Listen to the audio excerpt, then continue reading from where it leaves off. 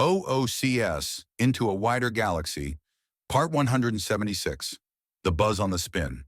Ladies and gentlemen, but mostly ladies, I'm not going to lie about demographics here. I'm young, not delusional. Hoagie announces, his image projected over every single arena in Sector 2 and smiling for everyone to see. Now there's going to be an announcement I don't have full control over the timing of, but don't worry, it won't interfere with the fights. And when it happens, I'll be announcing a special treat, which means that there's 2 pieces of good news coming. So please enjoy the fight and remember to work up an appetite. All contestants, be they winner or loser, will be— Wait a minute, get back here. I demand an answer. Get back here.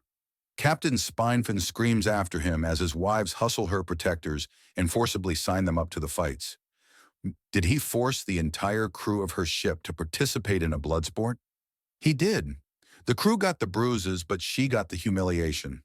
Look, Miss Eastman, it's clear that he force-fed her a large amount of the whale, so please don't beat around the bush. We both know what happened. Just say it, please. For the record. Oh, fine. In summary, my son arranged for the poacher crew to get badly beaten in a tournament that he himself took part in, and then personally gave her chief of security a concussion through happy happenstance. And then after that was said and done, he confined the captain to that chair until every scrap of the victory feast was eaten, which included every portion of the whale minus the portion paid to Hive Sanguine. Anyone could help her clear it away, and to be honest, a lot did. Not out of sympathy, but because whale meat isn't something commonly available here. Very good. You may continue, although, is whale meat commonly available?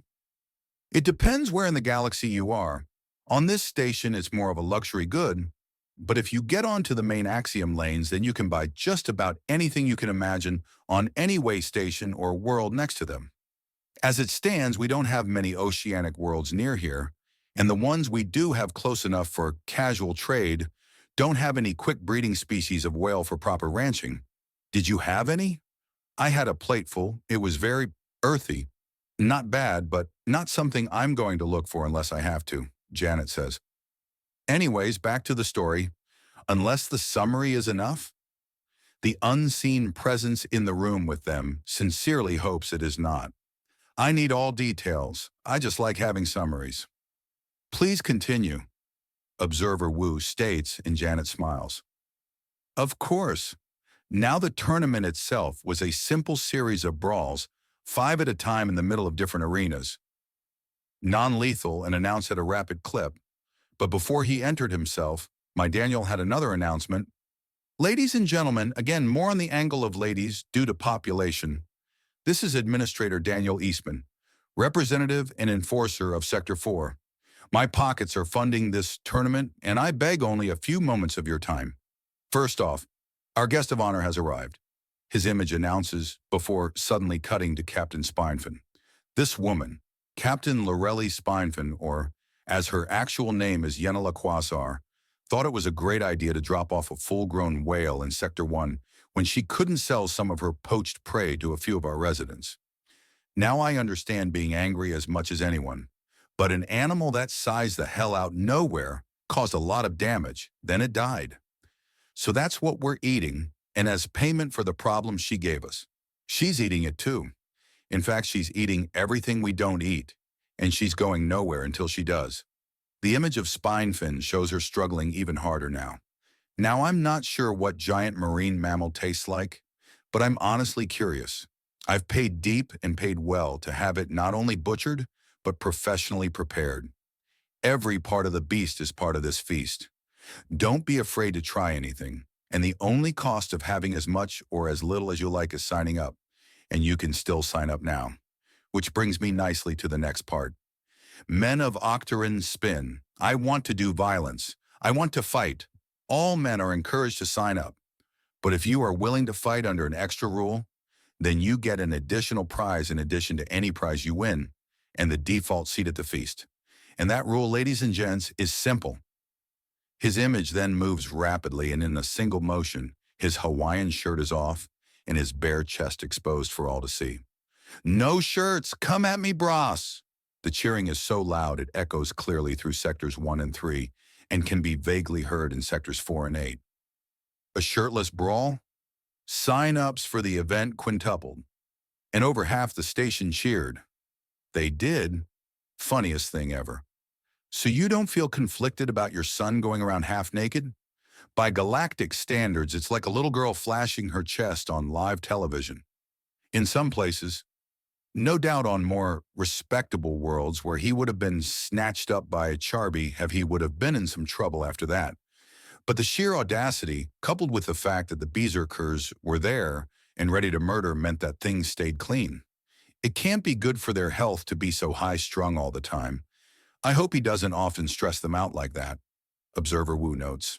Huh, be good, Janet mutters. But it's simply the way Charbys are. When they're not in their hives or fields, then they're in a constant state agitation. Their heart rates and aggravation levels don't actually go up or down when they're not in safety.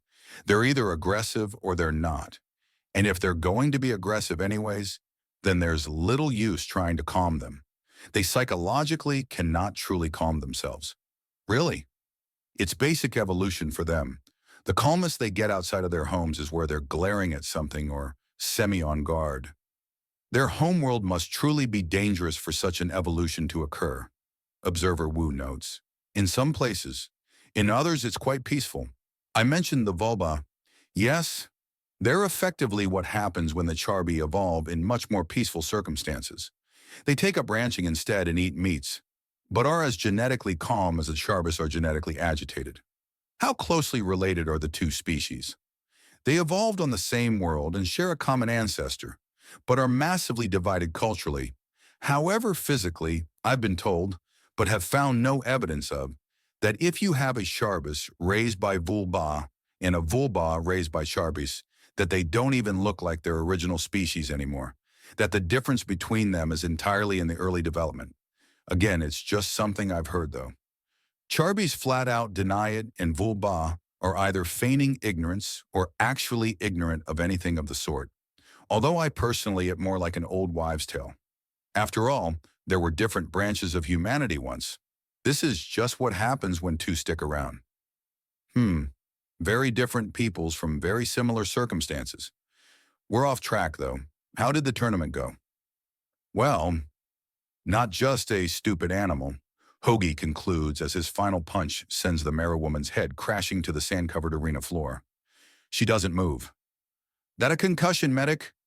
He salutes the crowds as they roar, and the chief of security from the lustrous Pearl is carted off for her own safety. There is a few moments and a bit of a gasp when they see where the next round meets up. That's going to be a problem to get through. For you, yes. For me?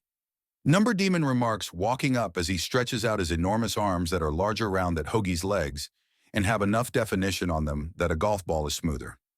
You know, if this was some cheesy film, we'd be fighting due to some massive betrayal or misunderstanding. Well, it's not my fault that so many screenwriters in their ilk think training and sparring are only good for action, setting tone, or montages. I've seen a few be good character introductions. A few, but they don't tell everything, Hoagie replies. True enough, Demon says, looming over Hoagie with a smirk. He cracks his neck, and it sounds more like someone's racking a shotgun than loosening. I have a serious size advantage on you, and without Axiom, the strength and therefore speed as well. Flexibility and agility. You may be a mountain, but I've got the balance of a goat. May the best man win. Hoagie says, stepping back as Demon does the same to give each other slight bow. Remember to keep it clean. My little girl is watching.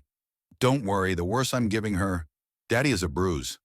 I appreciate it, Demon says in a friendly tone. Then outright blasts towards Hoagie with his fist screaming through the air and his teeth grit together and bared, as if he was barely resisting the urge to eat the smaller man. Hoagie's knee meets his face first.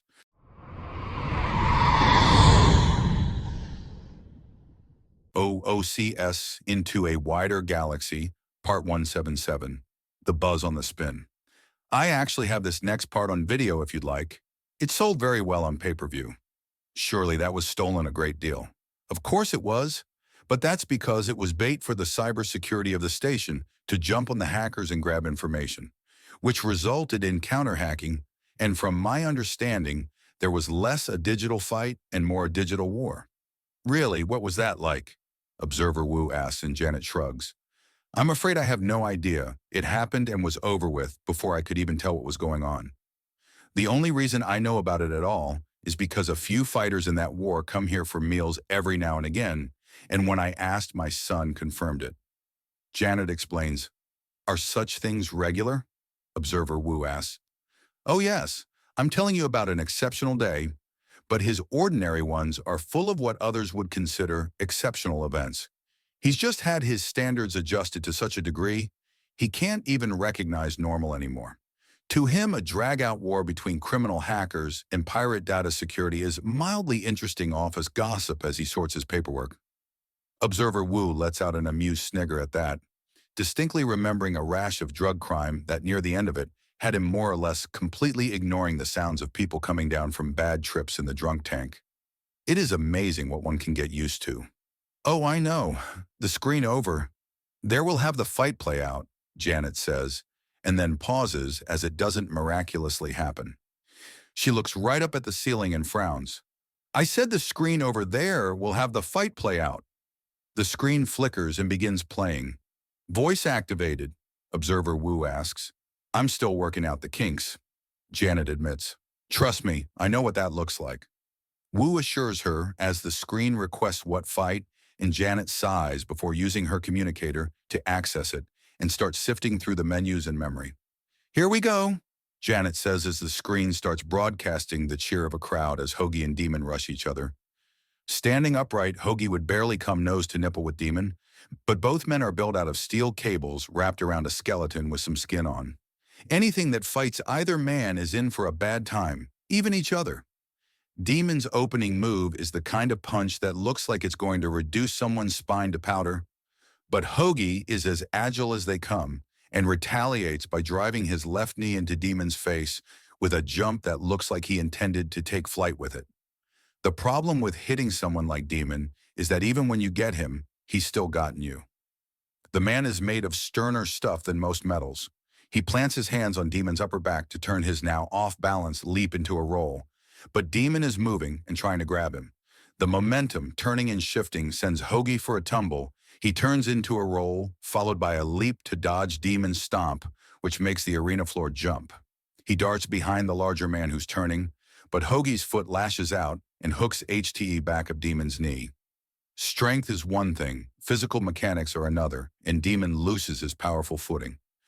Then starts falling, a sacrifice fall, as his arm comes out and traps Hoagie. He dodges the first grab from the nearer arm, but the second from the further arm gets his shoulder and starts to haul him around to slam him. Hoagie's movement looks like a thrash.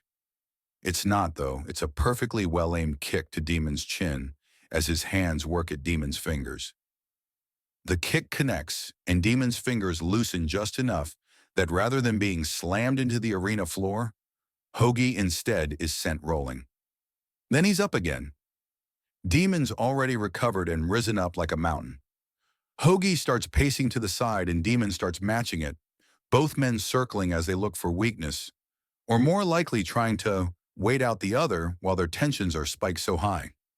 As both men are clearly eager to fight, it's actually a surprise that Hoagie charges Demon first, who snaps out with his hand to try and catch him. But Hoagie uses it to shift all his momentum to carry him up to a massive double kick to the very center of Demon's chest, strong enough to send him staggering backwards. Hoagie's landing is good, but he can't recover fast enough to avoid the returning Demon, who sweeps him up, grabs him by an ankle, and then turns so fast both men blur before letting go and sending Hoagie flying at an arena wall.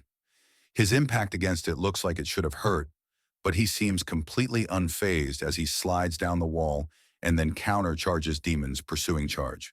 As they come closer to each other, Hoagie goes low, and Demon tries to match him, but the smaller man slips down and grabs Demon's left leg before suddenly changing his direction to race to the side, unbalancing the larger man, and he hits the arena floor hard, but Demon is far from out as his legs lock around Hoagie and begin to squeeze. It lasts only a few moments before Hoagie manages to twist and then slip out. But his scramble away for some distance isn't fast enough, as Demon has had the chance to use that time to clearly plan out his next move, and he pounces on Hoagie and pins him. A few moments pass, and Hoagie gives a little sign before being released. "Another round?" Demon asks, and Hoagie considers before both of them turn to the camera. "Did they have another round?" Observer Wu asks. "No, but there are dozens upon dozens of fights between the men, which many people appreciated." Janet explains as a menu of dozens of different fights come up, including a large amount of the Gathara men whose paint ended up stuck with sand. A lot of them found names that way.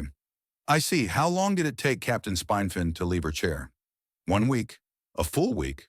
Stasis fields were used to stop the food from rotting. But yes, it took her a solid week. Humans have a disproportionately large appetite for our size, so although a fair amount was eaten in the feast, she still had to eat nearly a quarter ton of whale all by herself. To say nothing of the fact that she was confined to that one chair and had to have her leavings cleaned away with hoses. To really drive home the public humiliation, Observe Wu says. Yes, but before that happened, and after the tournament was over, something else happened. Hoagie clapped loudly as the last of the prizes was handed out, and there were cheers all around him. "Now, ladies and gents, we've had our feast, we've had our fun, but do remember, for some it's not done. There is still dozens of tons of food left to eat, and I'm afraid that it all must be eaten here. So from this moment forward, the feast is no longer a prize, but a punishment. The punishment of Quasar here. While the food is now open to all, it's all technically hers. And she's not leaving till it's done. So anyone that wants to help her, the polite thing to do is ask her permission. It is her food after all." There's a round of laughter as the Suran woman glares at him. She tries to wiggle out again, but gets nowhere, and there's nothing for her tail to lash out at. "Oh, stop being so pissy. You literally brought this upon your sleeve. And don't worry, you're not paying a single bent tri-tite for this. I'm funding it myself, out of my pocket. You lose only one thing when you decide to do something so pointless and petty to damage this station. Dignity. If I pay for the damages, will you let me go?" Quasar pleads. "They're already paid for, and I'm willing to pay it twice to get this point across," Hoagie says with a smile. Then things get quiet except for a single point of applause. Swaying with her movements and with a smirk on her face, Station Master Minisi approaches Hoagie, slowly applauding and smiling as she does so. Her head tentacles are out and controlling the cameras, lights, and everything that can be electronically controlled in the area. "Very good, Mr. Eastman. Very, very good. You've passed the final test." "Ah, I was wondering why you just threw me at this problem, despite it not being my problem. I'm afraid you have a lot more problems coming up. You're getting a promotion, you're not losing any other duties or responsibilities, but you're getting a lot more work. I'm already vetting seconds and thirds in command for myself. Am I going to need more? Possibly, because you're my second now, and when my heiress arrives, you will be hers. Understand?" "Yes, but hopefully she understands that I'm thoroughly claimed, right? The Berserkers aren't the sharing type, and I'm not going to even think about trying to change that." "I know, and she already knows it herself, but I need you to come with me. There's a lot more for you to learn." "All right, but I seriously need to get at least a left and right hand to help me delegate," Hoagie mutters. "Does he?" Observer Wu asks. "He's finishing the testing process, but he's actually got a pair of the Gathara signing up. Apparently they're physically identical, but it takes a fair amount of effort to see it," Janet says with a highly amused smirk. "And what's so funny?" Observer Wu asks. "Well, for starters, they've been debating and taken names that translate to left and right in different languages. Secondly, they've ordered custom-sized cloak and clothing that phases out with them. Well, modified ones. Their first attempt resulted in underwear that was more invisible than they were, which was apparently quite interesting. When they were flashing every woman who could see in the spectrums, they couldn't vanish in. But their outfits could. Oh dear. Needless to say, they got some admirers that day. And what species can see like that? Earthani, the moth people? Well, the ones with the extra antenna. I don't know the right name for that type. There are so many kinds of alien, I can't keep track half the time. I understand that. Thankfully, everyone's getting the same thing happening to them, so they understand, and usually don't take offense. Although things did get awkward for a time. And the story there is, Oh, nothing grand. I was serving chicken fingers to a small party of bird women, all different types, and I wasn't fully sure how to explain what chicken was. Turns out it was completely fine no matter how awkward I made it. I wouldn't put much stock into the idea of one type of being eating others of its type.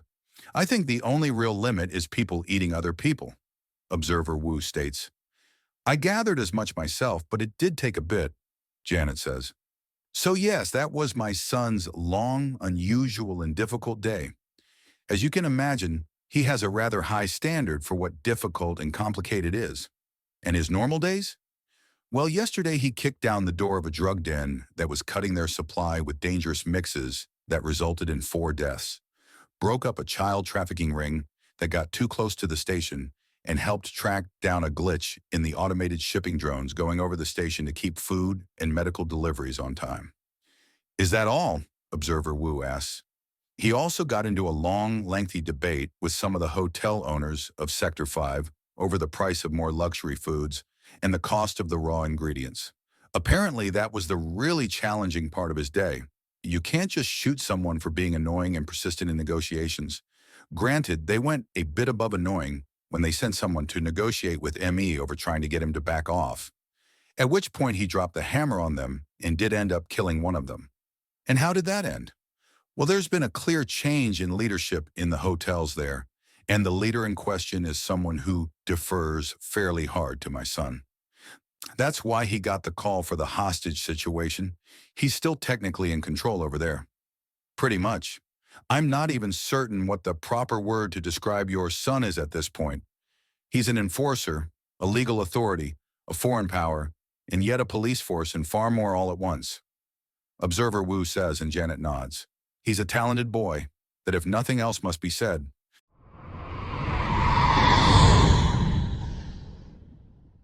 OOCS Into a Wider Galaxy, Part 178, The Buzz on the Spin. Thank you for telling me all this. Although with today's happy little surprise, I assume that I want a tour of the station from your son. No, but he's already sent for someone to show you around. They've been here for a while, Janet says, and Observer Wu glances around and sees what few customers that are listening in glancing about as well. She's referring to me. An empty seat 2 rows down says, and Observer Wu spots an indent in the padding to signify a truly massive arm there. Unknown to the 2 men, there is another figure even better hidden who's sliding down to avoid possibly getting in between a conversation and exposing herself. So you're his right-hand man? Left, actually, or rather partas fade cairn. So you're not of the 3rd cycle? I'm a survivor of the 1st, actually. There are only 5 other fade cairns. We're the smallest demographic of our weird little family. I'm sorry. People keep saying that. But there's nothing to be sorry about. My brothers were made to be nothing but toys and died as heroes. There's nothing to be sorry about, Partis says as he starts to fade into visibility. A hollowness had rung around his tone, as he was clearly assuring himself of something as much as everyone else around him. There is a button on his lapel glowing brightly to signify itself as the reason he's visible. Oddly enough, there are blue and green designs painted onto his russet red scales, and he stands up. And up and up. Anyways, my employer, Mr. Eastman, has requested that I show you about the station and answer your questions after his mother has had all the time she needs to tell you whatever she wants. Have you finished, miss? I'm done. You can have your fun now, Janet says, and Partis nods. Good. The sooner we get out of Tiny Town, the better. I literally do not fit in here, Partis remarks. Come on, the sooner we're in the posh place or nightlife, the sooner I can stretch without potentially knocking 2 to 20 people over. Of course, Observer Wu says, rising up. Thank you very much for the meal, madam. Do have a wonderful day and give your son my best. I get the sneaking suspicion I won't be seeing him again for the rest of my visit. Of course, although if you're hoping to get any of the newborn named after you, I'm afraid your name is going to be far, far, far down the list, Janet teases. I'll try to contain my disappointment. I have seen these before, Isma says, and Harold's eyes widen.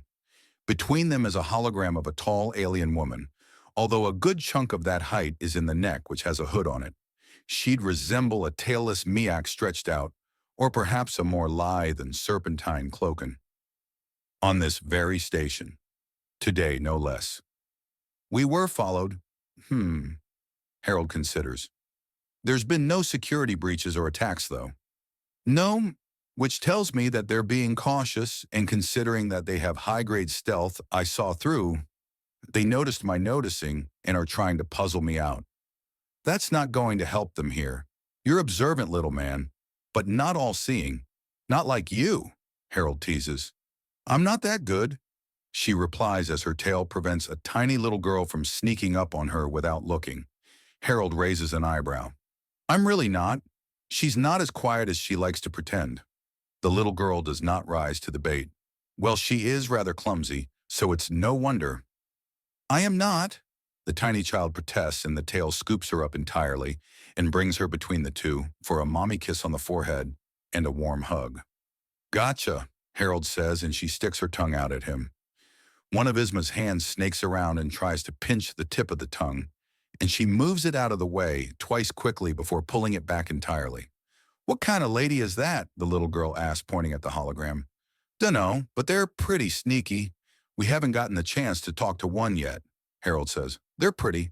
Are they? Pretty ugly. The little girl finishes her joke and lets out a gale of laughter. That's kinda mean, Harold says, and she blows a raspberry at him before pulling her tongue in before Mommy can grab it. Well, whether it's a good look or not, what we should be looking at are the axiom markings. Are you sure these are accurate? Giria says, pointing to the glowing markings along the hood of the mysterious alien's hologram. Unless I've taken a concussion. You have, Uma says. Then this is exactly as I remember it. When did I get a concussion? I don't know exactly, but you train so hard it's generally a safe bet to assume you've been injured. Uma sasses him, and he puts a hand over his heart as if pained. Nothing wrong with the adorable little man wanting to be strong, girls. It's cute. Oh, it's very cute, but he's going to cute himself right into a grave if he doesn't relax, Uma says. Then make him relax, girls, Isma says. Still, not my place to tell you how to wife up your husband. I haven't had the best of time with those myself. What happened? Harold asks. It's a little private. You're adorable, and your family, but it's your business. I gotcha, Harold says. Yes, now There's a sound of a door opening and the lights flicker on a little brighter. Everyone with eyes starts squinting a little. Oh, we have guests? Why didn't you? Harold Jameson, Giselle asks, and he turns and gives her a little wave. What happened to you?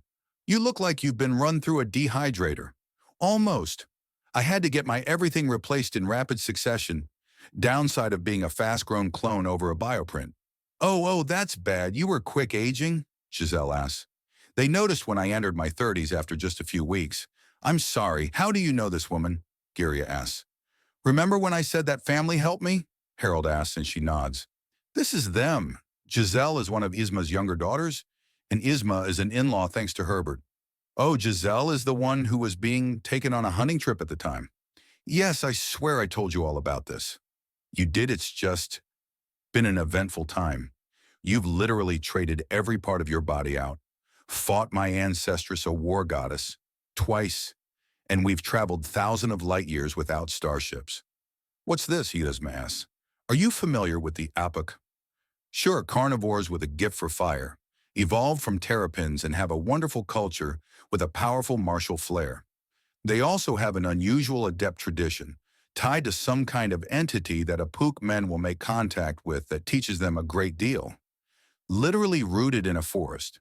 They've bred the forest twice now, and they have a technique that lets them return to their forest regardless of distance and without anything able to block it. It's called woodwalking, and it works on a galactic scale. And if there are multiple forests, then there are multiple points they can recall to. Very neat. That could make an almost unstoppable defense force, Isma considers. Did you witness them making a new forest? I wasn't there when it happened, but I'm on good terms with some human sorcerers. Oh, I didn't know that your people were making moves to join that tradition. We were invited in by their empress. Ah, yes, her. I bumped into her a time or two when I was hunting the deep underwater beasts of their homeworld. Very smart woman. Knows how to take advantage of things without engendering ill will. An important skill for a long-term ruler. Oh yes, very agreeable woman. Although I'm not sure if it's because she's able to roll with anything or roll you to anything she wants without you knowing it. A bit of both. The woman is a professional, Isma says. Now, how about we have a bit of clean fun? There's a festival in Sector 8. A festival of what exactly?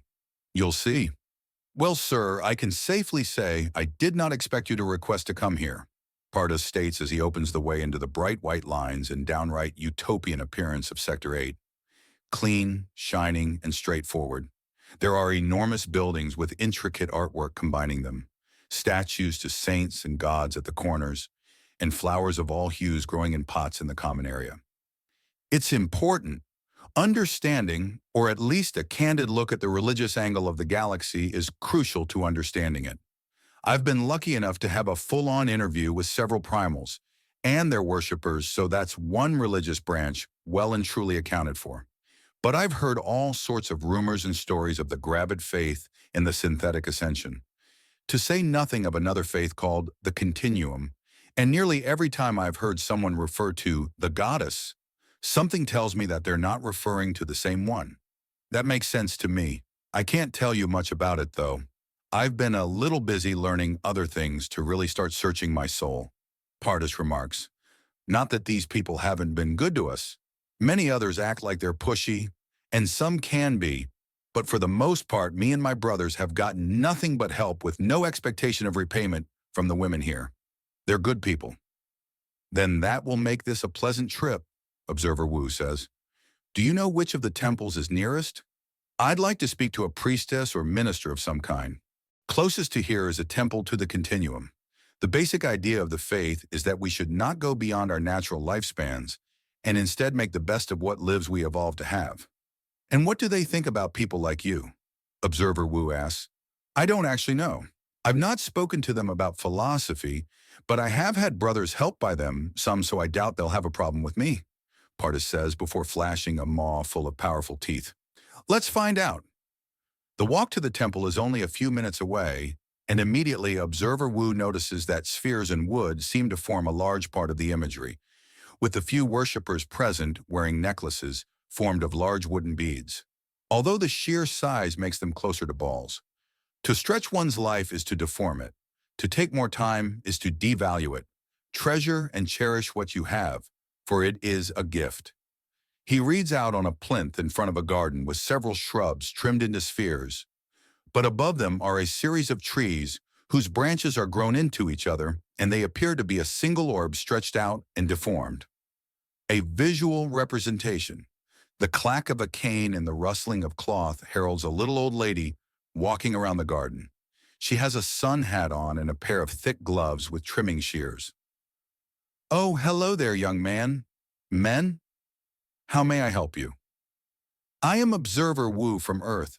I've come to learn about faiths of the galaxy, and at this moment, the Continuum. Is there any sort of primer or summary you would recommend? He asks, and she smiles. Of course, young man. I would be honored. This way, please, she says, pocketing the shears and slowly walking around.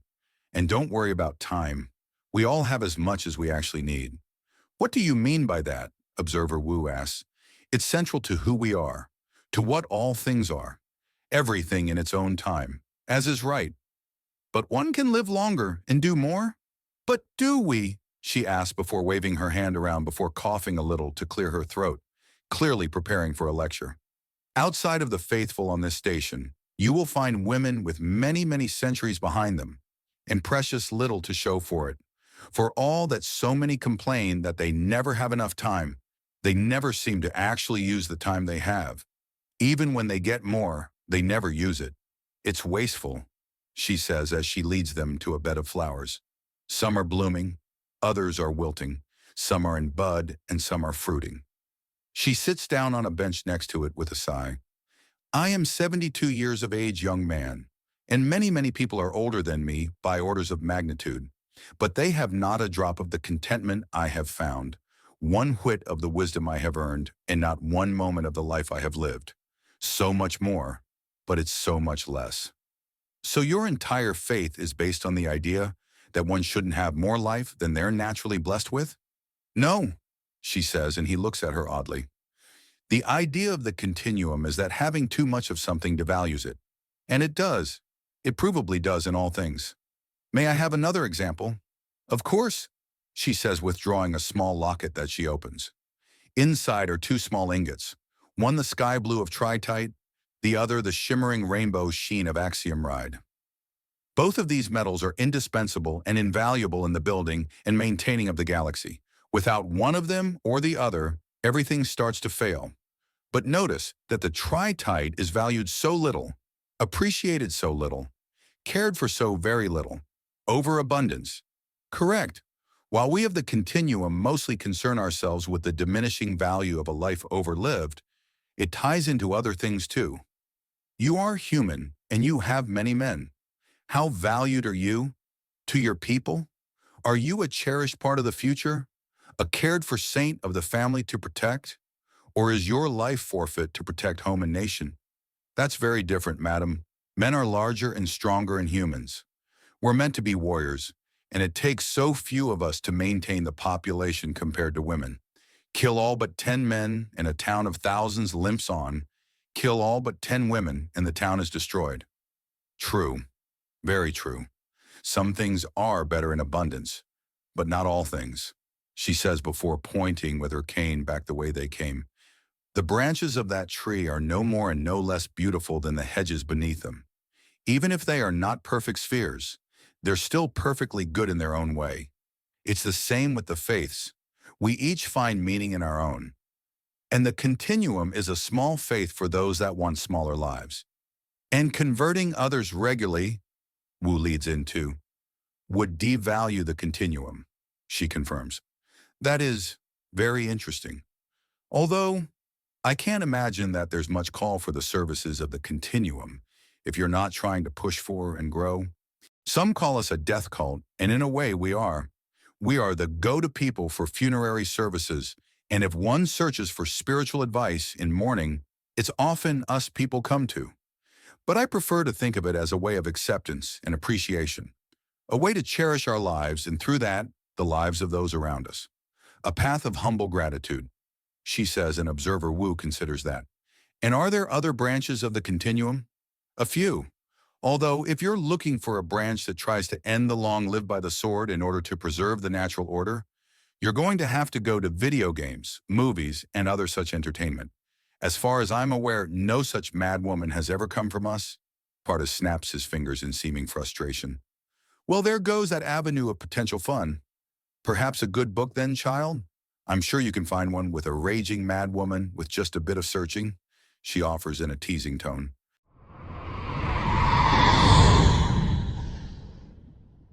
OOCS, Into a Wider Galaxy, Part 179, The Buzz on the Spin. One final question before I head out to learn more. Observer Wu says, and the priestess of the continuum nods. What is your opinion on primals? Their very existence seems to go against your foundational idea. Do they? Immortal they may be, but they are meant to be. But they also created the process in which others can live in perpetuity, Observer Wu notes. Just because they are exceptional in many aspects does not make them flawless and does not mean they are above making mistakes. Was it a mistake? The process was created to solve the crippling loneliness and heartbreak suffered by the first primal. True. The point of the issue is that while extending lives and preserving people can be good, there's a point in everyone's life where more life is the same as less life, and most race past it without ever noticing. That's the conundrum of the continuum.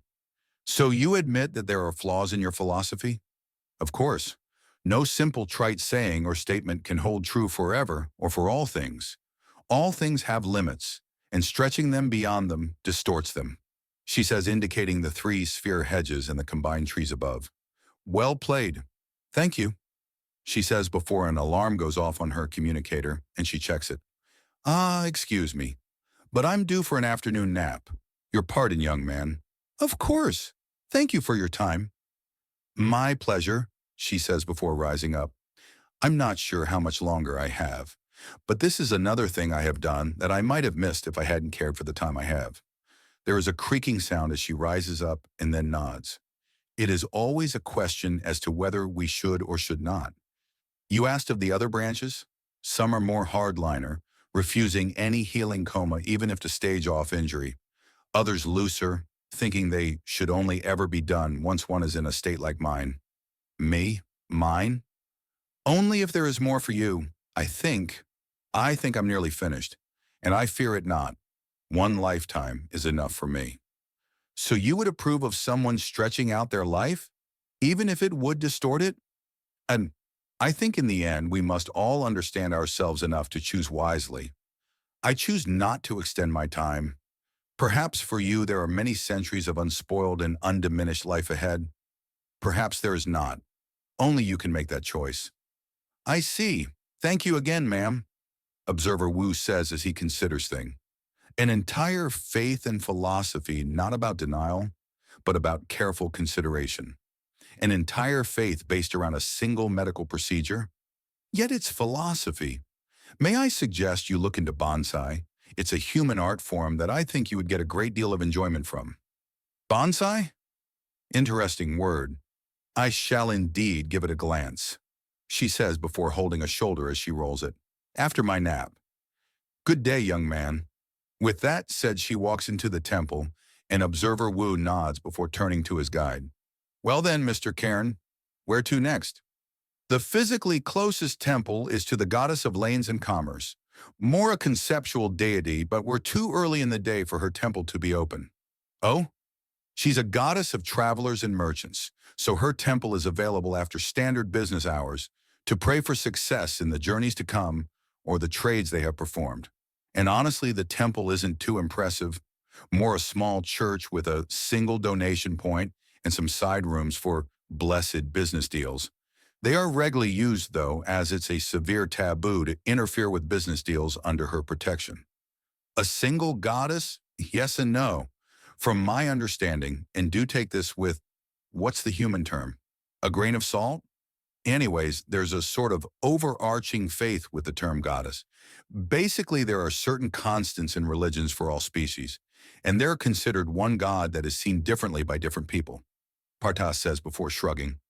I really don't know or understand. I just know where the building is, and that it's not open around this time. And beyond that, a large central park that has a gravid church there. Beyond that is a temple dedicated to primal worship. Then the goddess of luck and chance, another denomination of the gravid church, then another two, finally a whole area dedicated to cybernetics, and at its heart is a church of the synthetic ascension.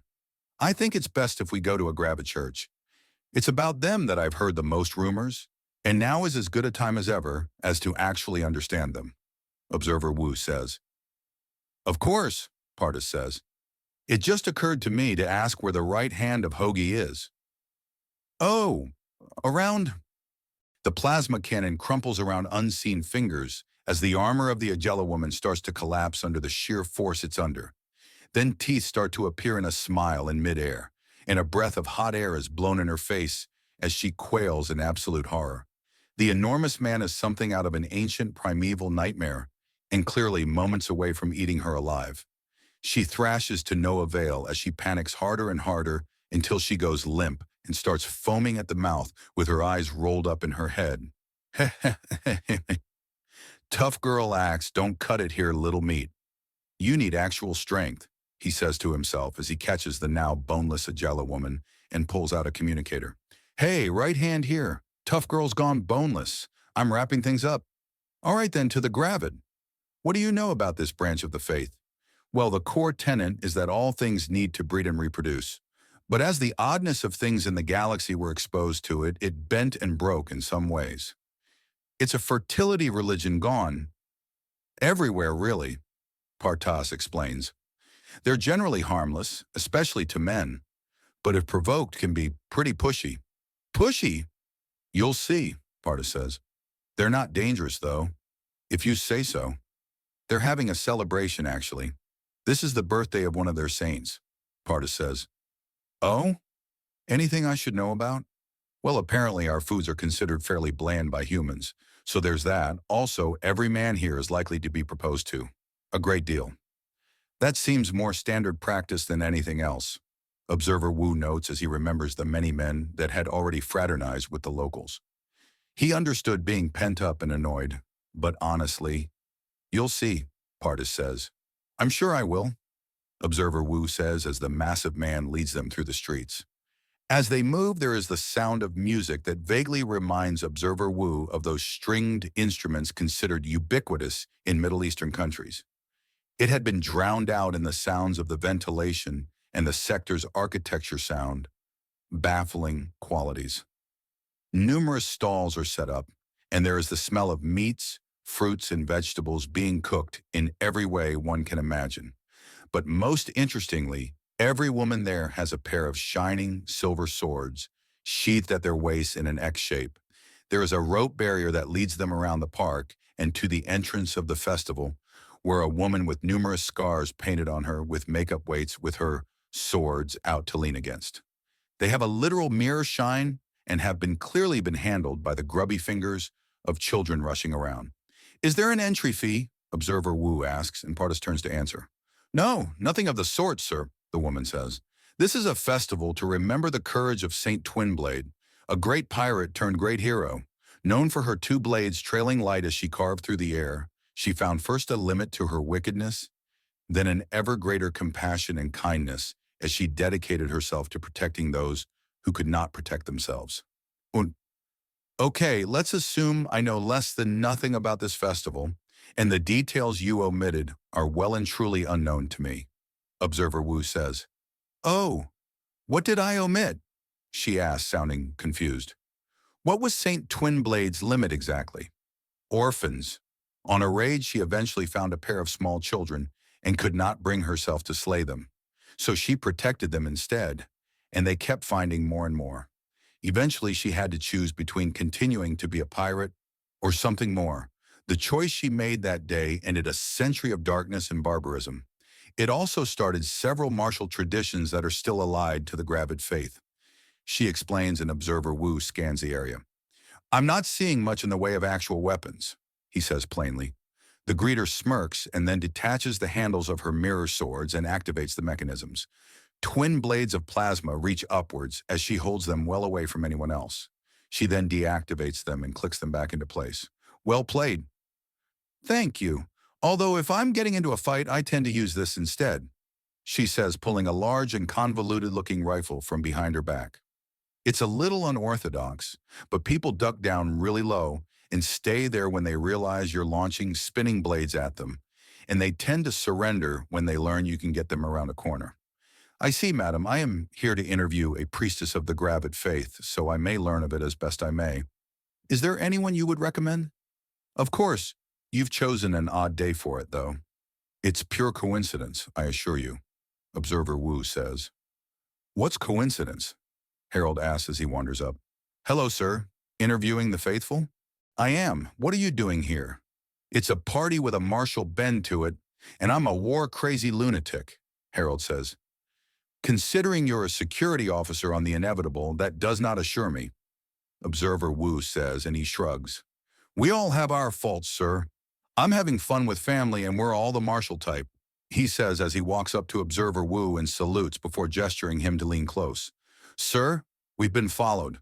The stealth strangers from Sob and Ride are on the station." He leans back, and Observer Wu gives him a stern look. "Are you certain?" "I've confirmed it with Grandmother Isma. Anyone who knows anything about her knows that her word can be trusted on such things." "Wait, what's this about the Grand Matriarch?" the Gravid woman asks. "Something that the station should know about, and she can definitely explain in full detail," Harold says, looking directly at Partis. The big man gets the message loud and clear and pulls out his communicator. "Is there a problem?" the Gravid asks. "No," Harold says as his eyes flicker to an empty space. Thankfully, while she does notice his glance, she isn't dumb enough to turn and stare in that direction. Fair. Damn it. They've been watching me. She just poured it out." "You gave it away?" Observer Wu asks. "No, she's been following me for the past 30 minutes and has been damn near sitting in my lap," Harold says with a sigh before he steps between them and picks up a device. "I can see why she wasn't taking samples, though. She left behind the trackers I got on her." How long has she been here? Observer Wu demands. A while. Her facial features are different from the ones spotted on Sobin Ride. What are you talking about and what's going on? Partis demands. When we were on Sobin Ride, I spotted a stealthy species of unknown origin after a terrorist attack. Correlation may not be causation, but... And you didn't tell anyone. I've only now personally confirmed they're on station, and that's literally all we know about them. Highly stealthy species, and we previously encountered them at the site of a terrorist attack. Physically, they're like a cross between a Cloaken and a Miak, favoring the Miak but no tail to speak of. Prominent neck and very large hood. Beyond that, I have nothing else for you because there is nothing else. We're being watched? The gravid woman asks. We're on a public station. I just assume there are enough Cloaken and cameras for everyone to always be watched. There's just someone extra in the mix, Harold says before turning. Someone that would be welcome to walk among us openly if they so choose. There is no response. Then after a few moments, Harold walks forward with a sigh and retrieves a few more trackers. Well, that's disappointing. Are there any more? Observer Wu asks, and Harold openly scans the area. I can't see any, but considering their capabilities, you can see past them. Stick with me and tell me when they're close. I suppose I should be grateful you're not telling me to fetch. The thought crossed my mind, but I don't want you in prison for assault. You are correct. They haven't done anything yet, and being sneaky in a public place isn't a crime in and of itself, no matter how suspicious it is.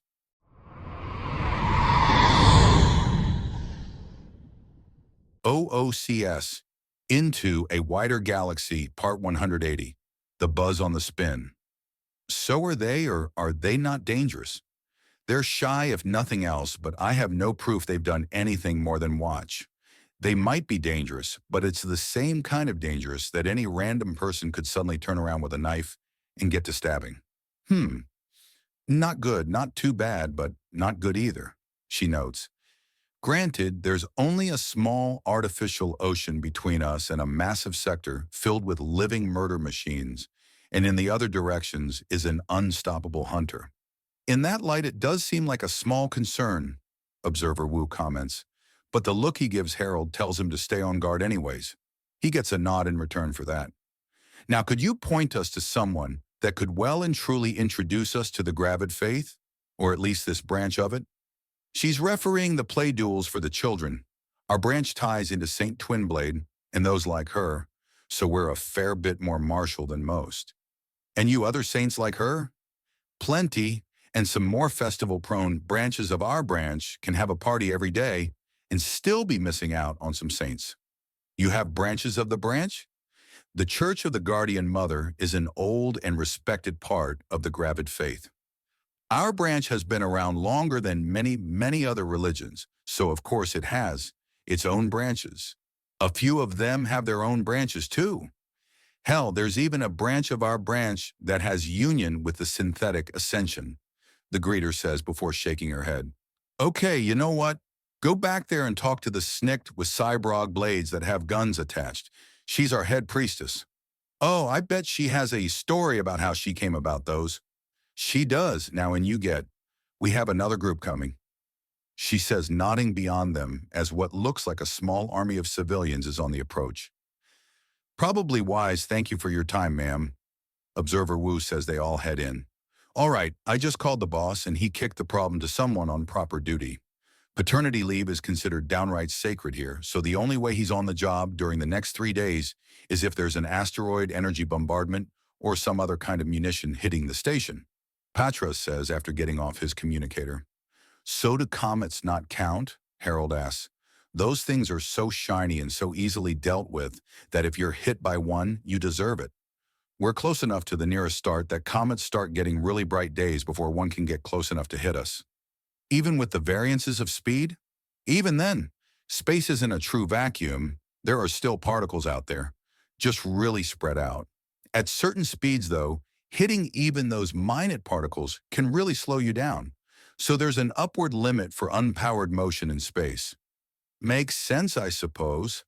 There's also the fact that a non-broadcasting object moving faster than light would hit before anyone could see it, and then we'd be done. True, there are stories, man. Stories of stations just He snaps his fingers. Gone. Like that. Maybe that's where the FTL asteroids are? Yes, and no one ever survives or can give proper coordinates or even a general overview of the imports and exports of the station. Just this big mining station or observer outpost or military base was suddenly shattered and blah, blah, blah. I've heard them myself. You may as well start the story with, "It was a dark and stormy night." Harold teases. There is no night in space, nor is there day. Just the unending twilight and battering of unfeeling stars. Write a horror novel. I hear Lovecraft's a good pen name for that genre. I actually did read some of that. It was hilarious. Was he seriously scared of an air conditioner? The man was basically omniphobic, pathologically and irrationally afraid of everything.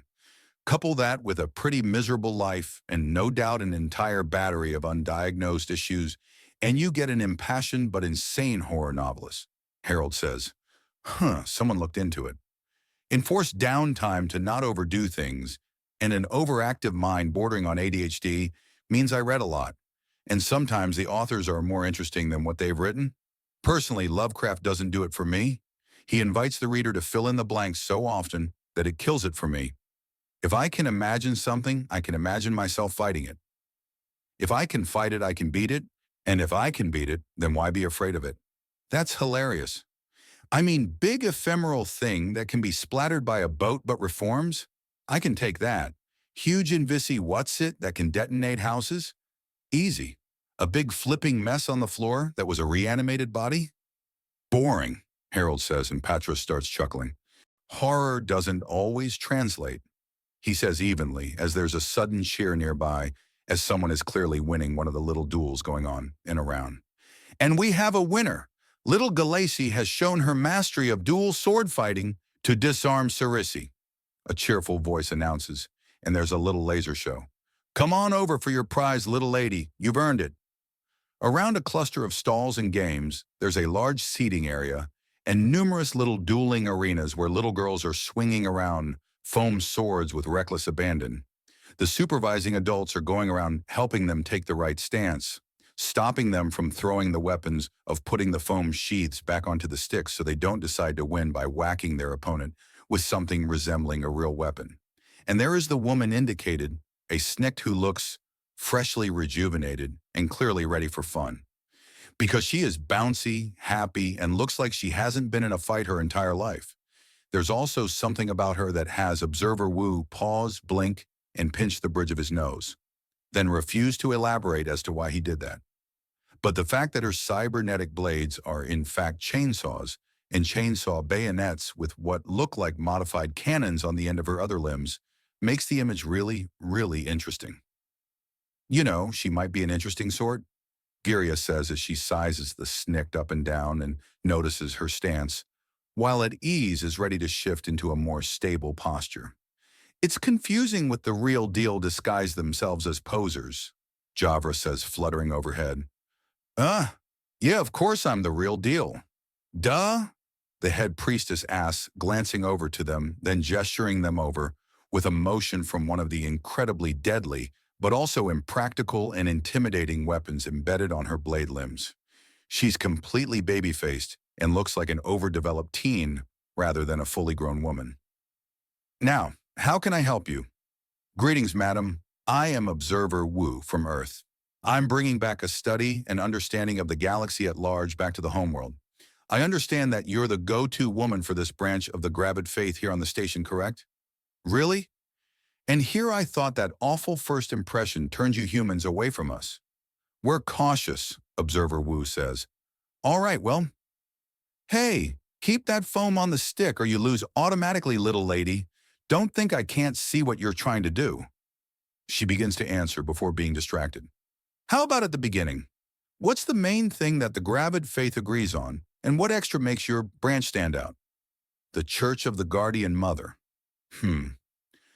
Well, to start with the Gravid faith, you need to at least hear the Gravid truth, which is a simple, observable truth that our entire faith is built upon. The truth is that there must be another generation, it must be cared for and taught and cherished. Fail in these things and your society dies, your history ends and everything crashes. These are inalienable truths that do not care if you are some form of plant, creature, or person. You must have children and there must be another generation, or all will fade. Sensible. Good, now the different branches and considerations all boil down to the how. How do we go about securing our future? Do we lock down the men, milk them of all they have, and ensure that through sheer numbers that each bloodline produces armies at every branch? Observer Wu says nothing. Some do in fact believe that. They're considered fairly radical by most, but it's one of the earliest deviations and some would even argue the original interpretation of the gravid truth. She says before nodding, the Church of the Guardian Mother focuses mostly on two main ideas, orphans and preventing them. Preventing them. If the family is strong enough and well off enough to avoid being killed is the general idea, she says. As for dealing with orphans, you unorphan them. I'm positive that's not the actual written creed, Observer Wu says. How would you know? Have you read it? She challenges. If I do, then you'll celebrate a victory. If I don't, then I have to take your word for it, he says, and she gives him a beaming smile in response. Well played. Thank you, she says before suddenly cheering. And Ninaz has disarmed her opponent. Sorry, Galaluna. Better luck next time. Come on over for your prize, little lady. You've earned it. Is that all it boils down to? Observer Wu asks after Ninaz. A very young Kenador rushes up and earns a pair of unsharpened but still shining swords as a trophy. The truth is that there must be another generation, and your branch is focused on keeping families alive and caring for children who lost their own. If you cut away all the stories, boil down all the speeches, and ignore the long history and all our traditions, that's what we are. We want our homes safe, and if we fail, we want our neighbors and friends to catch us when we fall. I suppose that's why Saint Twinblade was sainted then. For the act of adoption and protection as a mother to redeem a pirate is everything to us, she confirms, not to mention that a lot of women get dragged out of terrible lifestyles by the gravid truth. An often unspoken part of it is that it's easier to have your next generation when you're part of a functioning society, so it leads women out of the darkness and into the light. As far as I understand, you humans have actually helped with that. Have we? The VUCSA system, or rather the one in the periphery, there are at least 4 I know about, maybe more. Anyways, the VUCSA system that humans are a part of. You know it, right? I do. I know its story, a pirate crew redeemed by their husbands, saving a world from criminality and standing strong. Even if they don't say they are of the gravid faith, they certainly act the part. It just goes to show that truth is truth, whether spoken or not. Some species follow it by sheer instinct. Look to the many hives of Sector 4 for a general idea of that. Really, there are people that embody our faith without ever having it taught to them. For truth is truth, she says. After all peoples have a culture of warriors to keep them safe. All cultures have the concept of adoption. Truth is truth. Makes me wonder why the gravid faith had a poor first impression on the undaunted. Some girls are very pushy for trying to make others accept truth, or what they see as truth. It can come off as a threat to a warrior. Me? I've seen too much movement, too quick a movement and too skillful a movement from the human men here to understand them as anything other than protectors. Worthy in the eyes of faith, she says. So that's the basics in the field. Do you want specifics? Some, but mostly about the other denominations. Get a good general idea of everything. Observer Wu says. Well, most popular on this station is the Order of Everbirth, one of the branches of the idea I told you about earlier, that men should be protected, safe, and focused on being husbands and fathers. Thankfully, they're rarely martial and find the idea of actually hurting a man abhorrent. So they might be pushy around you, but if you push back at all, and you'll probably get them to back off, she advises. I see. And do you have any other advice? Just be a little less wandering in your eyes. You might give them ideas, she teases. My apologies. It's that you resemble my cousin, and I am resisting the urge to demand you wear more, Observer Wu says, and her eyes widen, and she then starts laughing. Really? Well, sorry, big cousin, but I'm proud of what I am. she says, tuning sideways and posing, which elicits a groan of disgust from observer Wu. Little, actually. I'm the younger cousin. She laughs to herself a little, and then mercifully adjusts her outfit to cover up better. Well, far be it from me to give you some confused feelings.